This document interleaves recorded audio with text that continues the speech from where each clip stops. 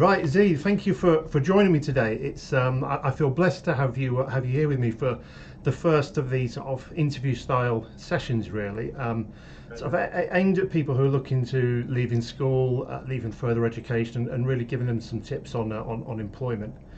When I said to my daughter this morning, my 6-year-old, she's like, "What are you doing today?" It's, "Oh, just work and stuff." But I'm doing an interview with a famous rapper at the end of the day. She's like, "Oh, she loves the hip hop." She goes, "Is it Tupac?" I was like, "No, not Tupac." She goes, "Is it Puff Daddy?" "No, no." "Busta Rhymes?" "No, no, no." And I go, "It's ZZ the Pharaoh." She goes, "Okay." So anyway, so in my daughter's eyes, you're up there, mate. So Oh, that's anyway, fine. so let me just sort of set the scene really. Now, I'm business management consultant by trade.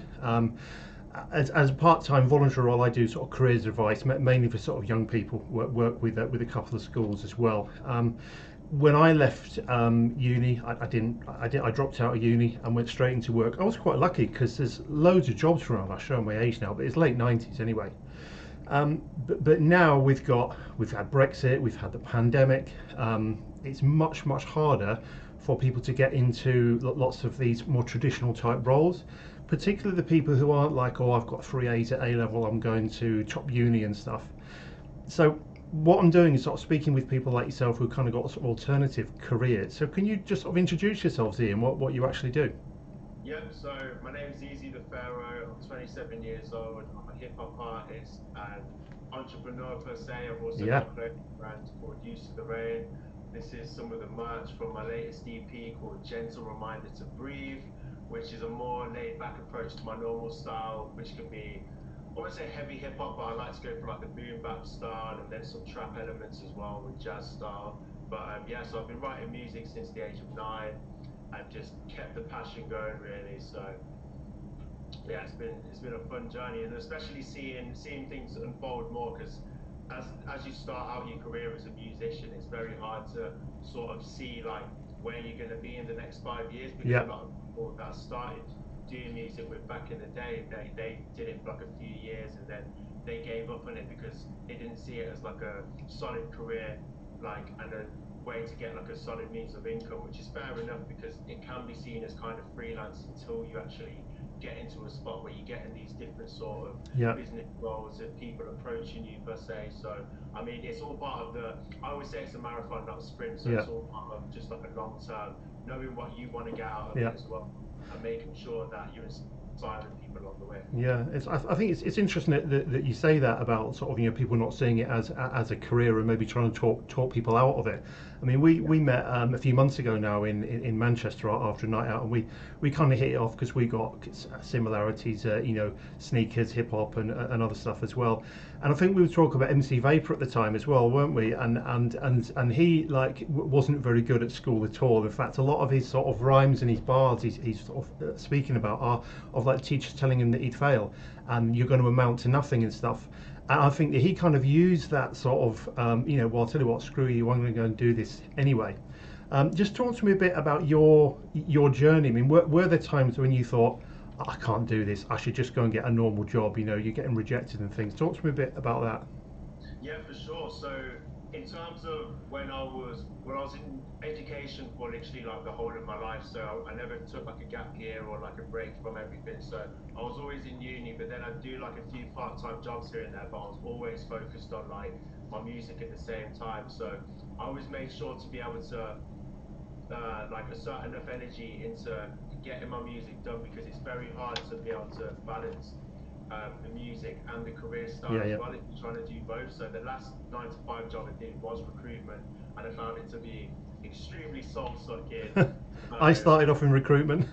yeah, they sell you a lot of dreams Yeah, on holidays and yeah, yeah, trips to Miami and stuff, and then when you're actually there trying to find leads for like time, hours on end, yeah, it just gets a bit dreary. And then by the time I was getting home and wanted to even write music, I'd be so burnt out there was no time for it. So I mean, in terms of my journey with it, it's just been more so making sure that the journey that I want to go on with my music and the goal is always just staying the same. So any sort of side missions or things like my clothing brand that yeah, came to me when I actually did have a period of time in around 2017 when I felt like I was in a position where I should have been getting a lot more recognition and Yeah, getting myself in the limelight more, but I wasn't seeing that. But then it always comes down to like who you know at the end of the day.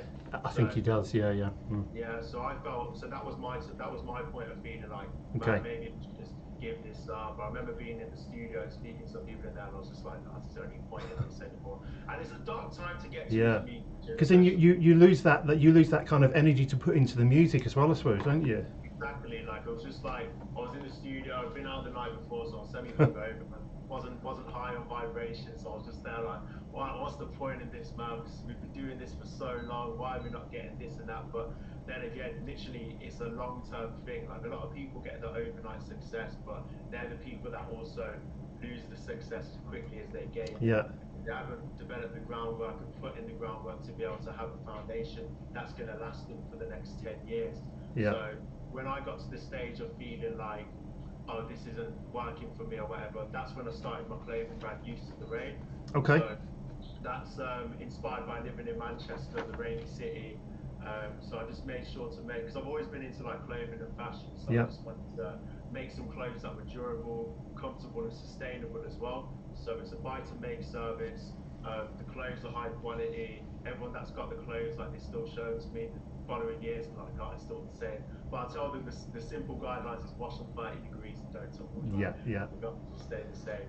But yeah, so that was just my sort of turning point in thinking, okay, maybe if I'm not gaining enough from the music right now, it's time for me to jump onto another avenue where I can still be exerting my creativity and feeling like I'm feeding my inner child because Yeah, yeah. I'm still a child at heart. I just love creating things. Like it excites me and it just gets me really driven. So the clothing brand was a really cool avenue to go down. And then within a few months of starting it, so this was 2018 in December. Then in February time, I got invited to London to do a fashion show to showcase Use the Rain with a load of other independent brands, and I was on the catwalk. Okay. Really cool. So that was nice to see. And then within the next few months, ASOS discovered the brand, and Wow. yeah, so they had it on ASOS Marketplace as well. But then it got to the point where I was thinking, why is the clothing brand that I started for 3 months, 4 months, getting so much recognition and getting put onto these massive platforms, and the music, which is like what I actually want to be doing, isn't getting the sort of recognition that I want to. So then it just came down to like realizing when I'm putting myself in certain positions and showing whatever myself as a brand or the clothes as a brand, the way I'm like showing it and just putting the energy into it is what's going to get returned Yeah. back to it in the end. So at the end of the day, it's the laws of physics, but at the same time, it's also just making sure that I know what I wanted to do in life. Because when the clothing brand was doing successful, I was just like, maybe I should just stick to doing this. Yeah. But then the musician in me was like, no, keep writing music, and I Just was keeping still that writing. focus. Yeah, yeah, yeah. Exactly. So I was still writing music throughout that period of time as well. And then I realized that trying to maintain a clothing brand by yourself, solely by yourself, making the designs, buying the stuff, doing all that is a hard It process. can be, I mean, I've worked in a supply industry before. It can be a full-time job, and so how did you manage to sort of juggle that with your creative music side as well?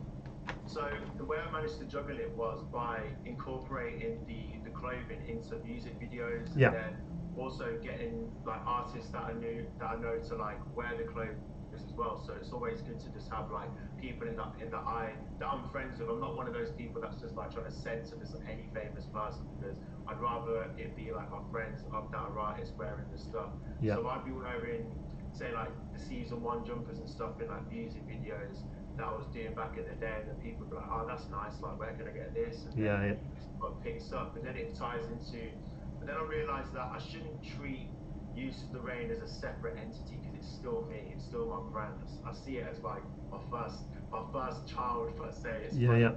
because like the way that like I just viewed it, and just the way that I wanted to make sure that it had an end game as well. I had like a vision for it having like 5 stores around the world and stuff. But then at the end of the day, it's still always music that I wanted to do. So I did find it hard balancing it, and it's only come to actually recently that I put it on pause from around March time this year. and then just solely focused on music for this year Yeah. was what I So did. I So saw that from your Instagram with your lovely trips away you were doing and the for the EP you were making. So yeah, so it's just been like realizing within myself what I can do and what I can't do, yeah, and not trying to put so much pressure on myself because that's what's going to burn you out at the end of the day. yeah, So I've just limited it now to doing like two big launches per year. So I'll be doing the jacket release this month actually. So I'll be releasing some new Easter rain this month because I've done so much other stuff yeah. with music Let, this let, year. let me know when they come in, won't you? Oh yeah, for sure, for sure. The Yeah. jackets are already made, so I'm Cool. excited to get those out. Yeah. And yeah, so it was just really thinking, all right, music is what I want to do. I've had a lot of success with it this year because Yeah. I've really exerted myself into it. So now I'm like reaping the fruits of my labor. So it's just really nice to see. So now I'm Okay. just like, okay, the clothing brand can still be there, but it doesn't need to be running all the time where people are putting Yeah. Yeah. orders in while I'm trying to be recording an album or something because there's just no time to be able to try and juggle the two without having like Yeah. someone else as a right hand like handling that stuff for me. And with things like my music and the brand is because it's so personal, I do find it hard to incorporate other people within that because Yeah. with music it's different because you can work with producers and whoever, but with my clothing brand it's like trusting someone else to Mm. do something that is literally just coming out of my brain all the like, you know what I mean? Like it's my idea, and then trying to have someone else handle the Yeah. business side. It's difficult But because it takes. that's where a lot of big companies, also companies who are growing, fail because let's take a brewery for example. You've got a brewery that started by one passionate founder making incredible beer that she or he loves. They then grow, take on a couple of more like-minded people. But when they reach a certain point, how do you make sure those people you're working with have got the same, the same values and vision you have? It's very hard. So Really difficult. And then like you can have some people that may have their own best interest at heart. So you might not even know that they're taking money out of your yeah, pocket on the side while they're supposedly handling business. yeah, And yeah, I've had the same thing with music as well. It's yeah, like you incorporate individuals into it and then you find out that yeah, they're not who they seem to be. And then there ties the trust issue with what I was saying where it's hard for me to be able to have a big circle. I've always liked to keep like a tight knit yeah, circle of people that I can trust, especially when it comes to my business, because you need to know who's actually got your best interest at heart yeah, rather yeah, than just being like, oh, I want you to do this because you've got a certain amount of followers or yeah. you've got this much money in your bank, you can handle that. It's not the I same know. because they'll just always find Yeah, their own way to yeah. gain a benefit. So All right. it's yeah. So what advice would you give? Let's say you got someone who's looking to come out of school or education and they've got raw talent. They can sing, they can rap, whatever else, and they want to get to somewhere similar to where you're. What advice would you give them for actually starting out their journey? My advice would be if you've been in, well, most people that are going into uni would have lived in the same hometown their whole life. My advice would be moving to a different city, probably Manchester because it's the sickest city. Yeah, So. yeah. So get out of your hometown.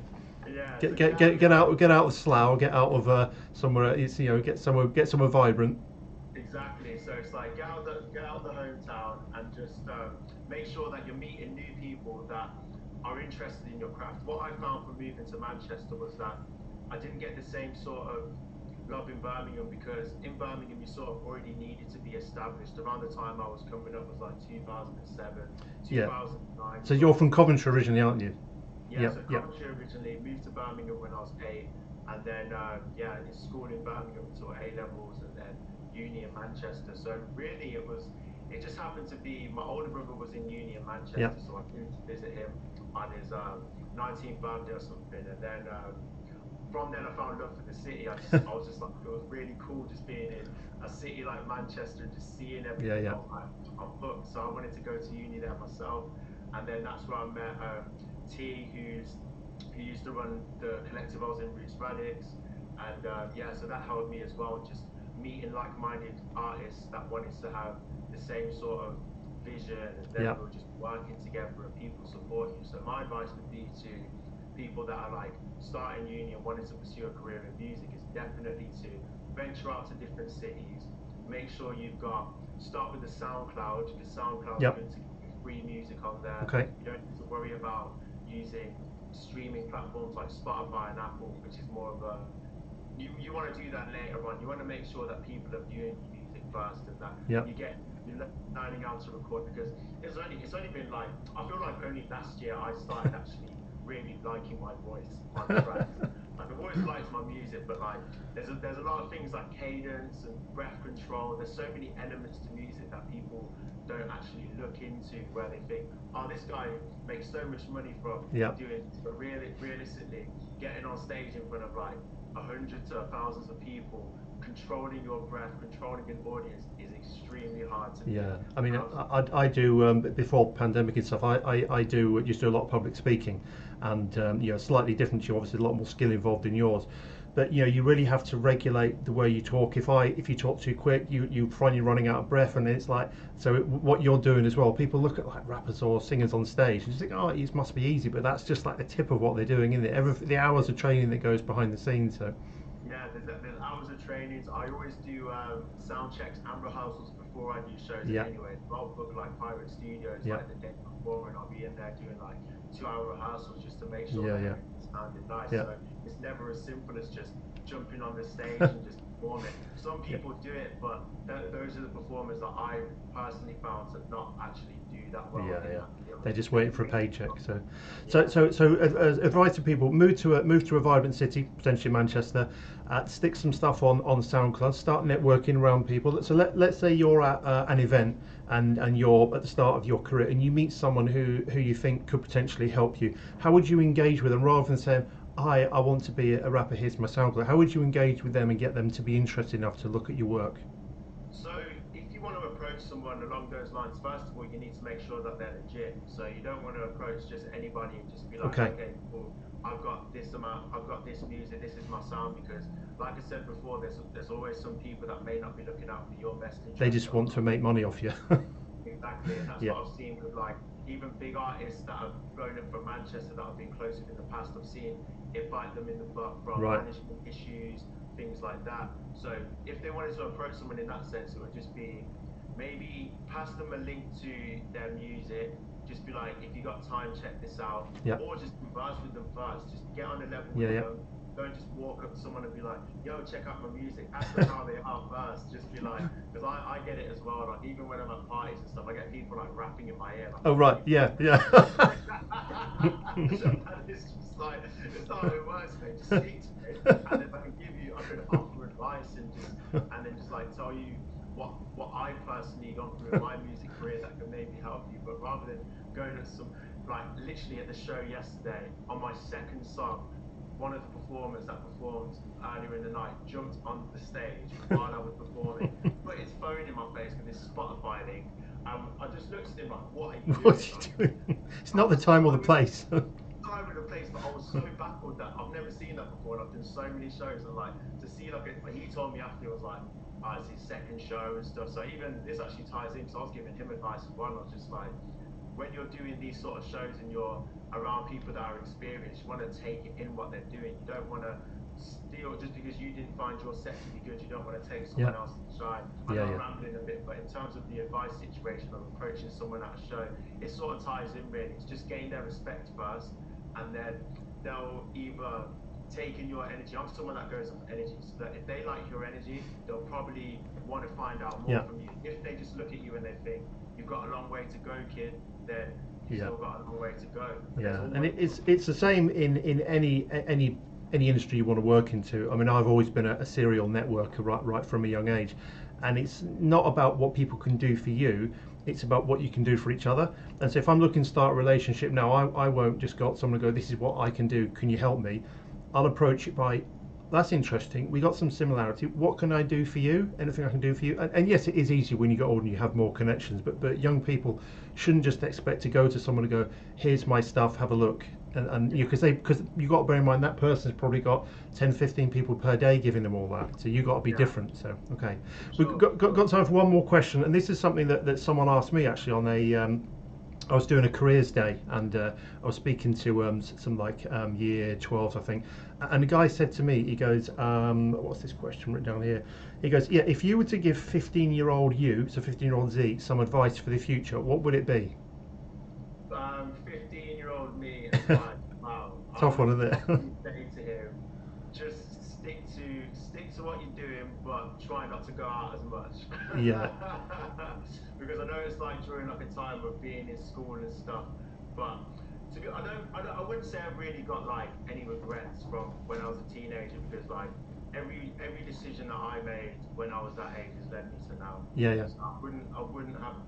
I feel like in other people's circumstances, if you're around certain individuals that are taking you off the track, actually, yeah, I'll probably say that to myself. Certain individuals around you aren't looking out for you at this time. You need to Yeah. divert your attention away from them because they seem cool, and you should focus on yourself. Yeah. Because at the end of the day, it's your own intuition that counts. You can listen to whoever you want, but you know within yourself what you want to do in the future. Very good advice. Yeah, yeah. And I think particularly when people are in their teens, you want to be with the people who you think make you look cool, but sometimes they might not be the best people. And there's a guy that I did another video with, ex Special Forces guy called Ollie Ollerton, and he's like big on that positivity. You know, if there's people around you that are they're not boosting you up, they're not, you know, making you be the best person you can be and being positive, you just get away from them. You know, it doesn't matter who they are. You know, so yeah. 100%. Excellent.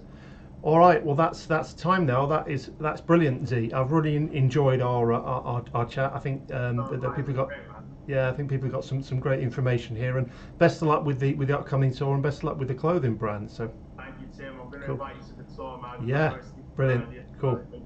All right.